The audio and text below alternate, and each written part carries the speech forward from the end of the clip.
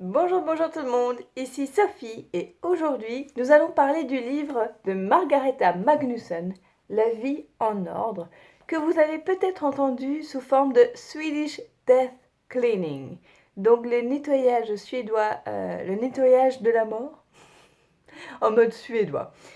Si cela vous intéresse, si vous aimez les revues de livres plutôt sur le minimalisme et le désencombrement, n'hésitez pas à vous abonner, à cliquer sur la petite cloche et allez voir dans les playlists, je vous la mets par là, il y en a déjà plein. Il y a du Marie Kondo, il y a Essentiel, l'essentiel et rien d'autre, il y a les minimalistes, etc., etc. Allez voir tout ça, je vous mets là en dessous aussi. Donc, après Marie Kondo, notre petite papesse du rangement à la japonaise, nous avons Margareta Magnusson qui est en mode suédois. Enfin, faut pas croire que tous les Suédois font ceci. Et c'est quand même pas mal. Alors, de quoi parle ce livre? Comme d'habitude, nous allons faire les trois choses. De quoi parle ce livre? Ce que j'ai aimé, ce que j'ai moins aimé.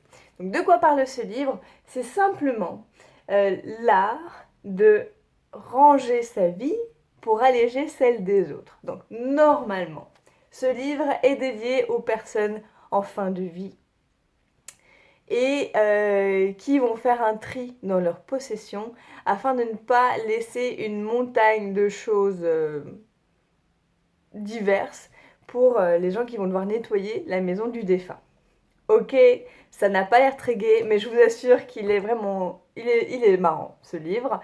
Donc, elle a plus de 80 ans. Et en gros, elle a dû faire 3 nettoyages de maison. Elle a dû faire sa maman. Elle a dû faire... Je sais plus si c'est son papa. Non, le papa, c'était après la maman. Enfin, il y a son papa qui est décédé. Elle a aidé sa maman. Puis sa maman est décédée. Et son mari est décédé. Alors, déjà, avant de parler de décès, justement, elle a été confrontée du coup au décès de son mari. Et du coup, ils sont passés d'une grande maison de campagne à, elle s'est dit, en plein milieu de la campagne, elle s'est dit, je vais aller vivre, je crois que c'est à Stockholm ou Copenhague. Je me souviens plus d'où elle vient. Bref, enfin suédoise, mais je sais plus où elle habite. Et du coup, elle va partir dans une ville. Et donc, elle va partir d'une grande maison à un petit T2. Et donc, elle va faire un tri à ce niveau-là. Et donc, elle va expliquer son cheminement, comment elle fait son tri. Donc, elle va nous expliquer déjà par où commencer dans une vie avec plus de 80 ans d'amoncellement d'objets, parce qu'elle le dit, elle n'a jamais vraiment fait de tri avant. Elle avait les garages, machin, elle mettait tout dans le garage, dans le grenier, etc. Et en gros, elle a eu le déclic grâce à sa maman.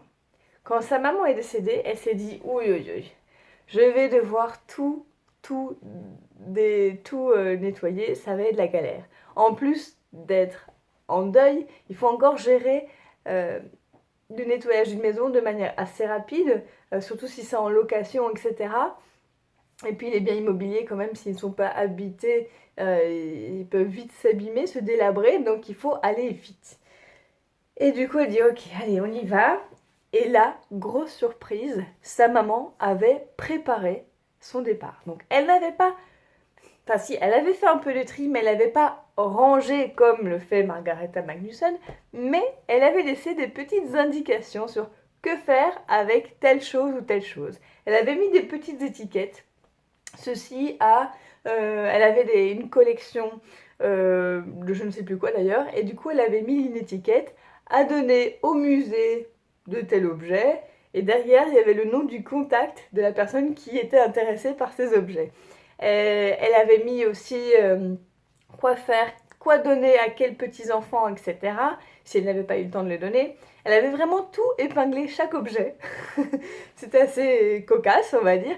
Mais du coup, ça a énormément soulagé Margareta. Et du coup, ben, ça l'a un peu inspirée. Donc, après le décès de son mari, elle s'est dit, ok, je vais changer. Je me donne 1 an pour changer d'une grande maison à un petit T2. Et donc, elle se met à tout faire le tri. Donc, les objets, entre guillemets, banaux, c'est assez facile. La cuisine, tout ça, ça va vite. Mais après vient surtout tout ce qui est objet nostalgique. Et donc là, elle a une petite astuce de faire 2 sortes de boîtes. Donc, une boîte qui vont être les objets qu'elle veut laisser pour trace pour ses enfants. Je ne sais pas comment expliquer. Laisser comme témoignage de sa vie pour les enfants. Et, parce qu'elle avait 4 enfants, je crois, ou je ne sais plus. Et elle fait une boîte qui sont des souvenirs pour elle, qu'elle aime bien revoir de temps en temps, mais qui n'auront absolument aucun sens pour les enfants. Et donc, il y a marqué dessus « à jeter après ma mort ». Donc, elle se doute bien que ses enfants vont peut-être regarder, fouiner pour voir ce que c'est, mais c'est genre des lettres d'amour d'adolescents, etc., qui, a priori, n'ont rien à faire pour les enfants.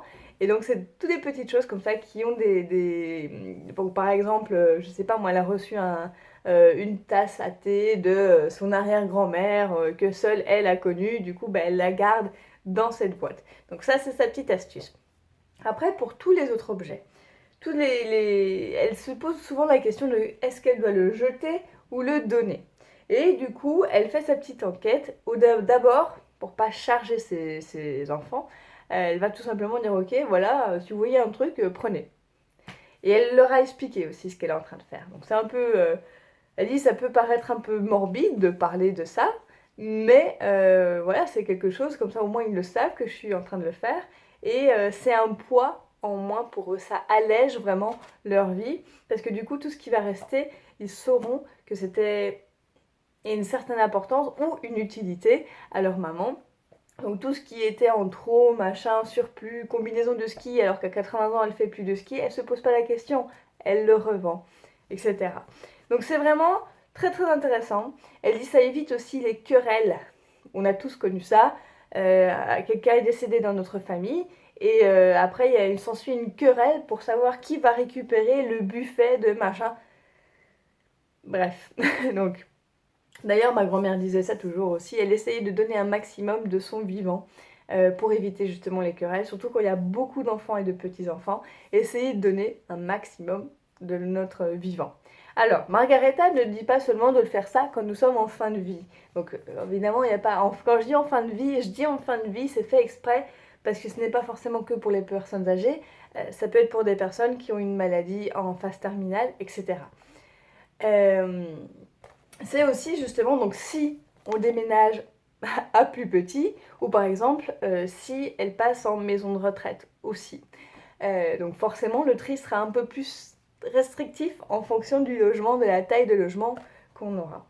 Qu'est-ce que je voulais dire d'autre? Elle dit, moi j'aime bien faire le tri parce que ça fait une sorte de bilan de ma vie. Et surtout, ça permet de se remémorer tous les grands moments de notre vie, toutes les fiertés de notre vie. Et du coup, ça donne un petit moment feel good.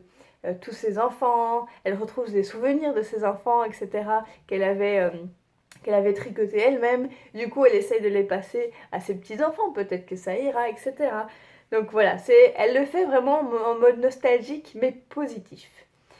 Et quoi d'autre? Je pense que j'ai tout dit sur ce que c'est.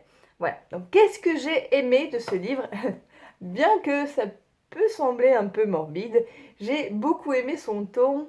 Elle est très drôle en fait. Donc elle est très lucide et très drôle. Elle est très cash aussi. Donc elle a plus de 80 piges.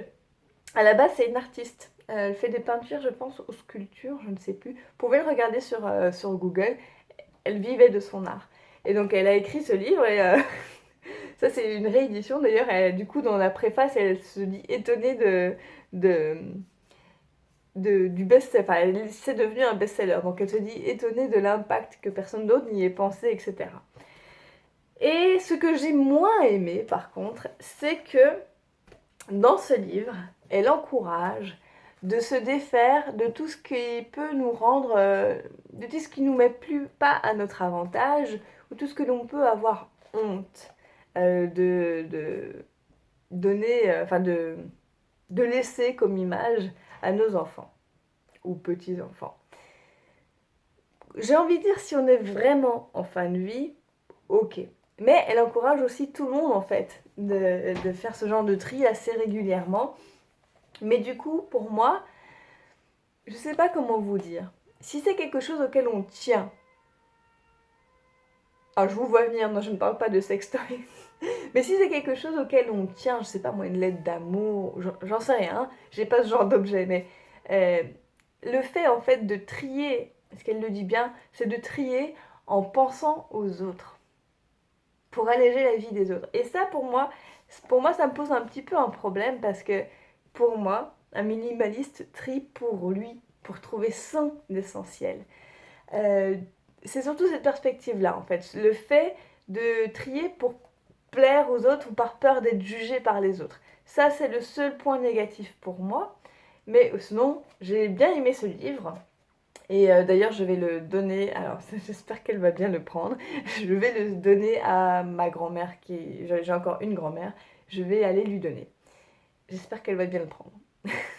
Donc elle vient de perdre en plus son mari l'année passée et je pense pas qu'elle ait eu le temps de trier et du coup ça peut quand même l'aider. Il y a plein de petites astuces.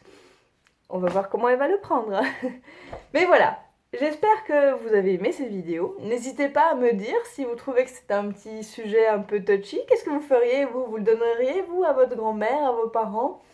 Et voilà. Donc ça s'appelle La vie en ordre. Je vous mets le lien là en dessous si vous voulez le feuilleter ou l'acheter en Kindle ou en e-book ou quoi que ce soit. Et je vous dis à la prochaine. Ciao!